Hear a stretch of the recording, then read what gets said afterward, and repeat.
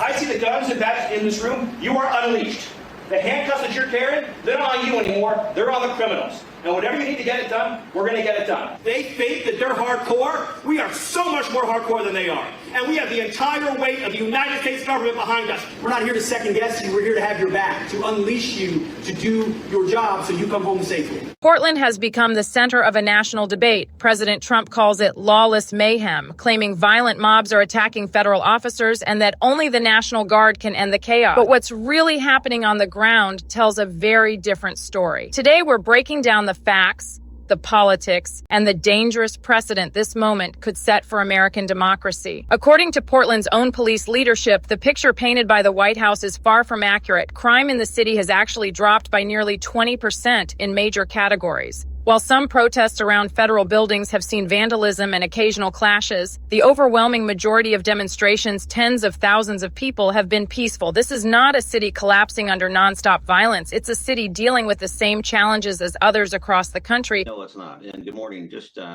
to clarify, Portland Police Bureau has been actively engaged both in the area around the ICE facility, but really citywide in our efforts around crime reduction. I'm proud of the fact that we're down almost double digits, 20% in most major crime categories, being very intentional in our efforts and outreach with the community, recognizing there have been protests and demonstrations down at the facility, some that have engaged in violence and vandalism, but managing them with local law enforcement and community outreach. Yet Trump's approach is not about calming tensions. It's about escalating them. By deploying federal forces in combat gear and threatening to send in troops, he magnified unrest that had been relatively contained. What could have remained a local issue of protest and policing turned into a national flashpoint because the federal government poured gasoline on the fire. The language from Trump's team makes it even clearer. White House officials told officers they were unleashed, no longer restrained, and backed by the full weight of the federal government. That may sound like a motivational speech, but in practice, it encourages law enforcement to treat American citizens not as people exercising their constitutional rights, but as enemies to be subdued. Leadership through intimidation never builds trust. Around the world, when governments rely on military force against their own people, the result is resentment, division, and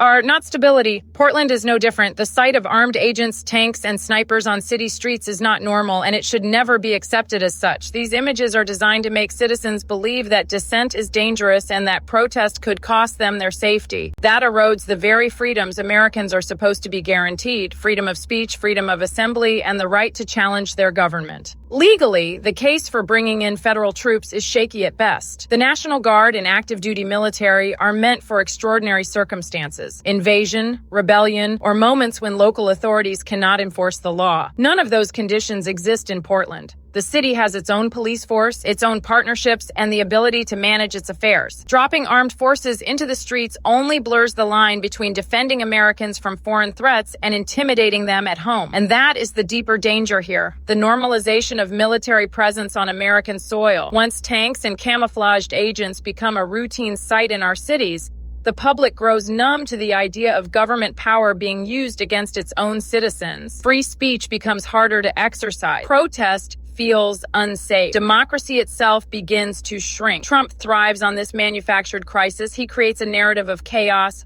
fuels fear, and then justifies his heavy-handed response as the only solution. But the truth is, Portland shows the opposite. It shows that militarization is not problem-solving. It's a power play. It's a show of force meant to intimidate rather than protect, to divide rather than unite. At its core, this moment is a test of whether Americans will accept fear and force as the new normal, or whether they will insist on the freedoms promised in the Constitution. The choice will define not just Portland's future, but the direction of democracy in America.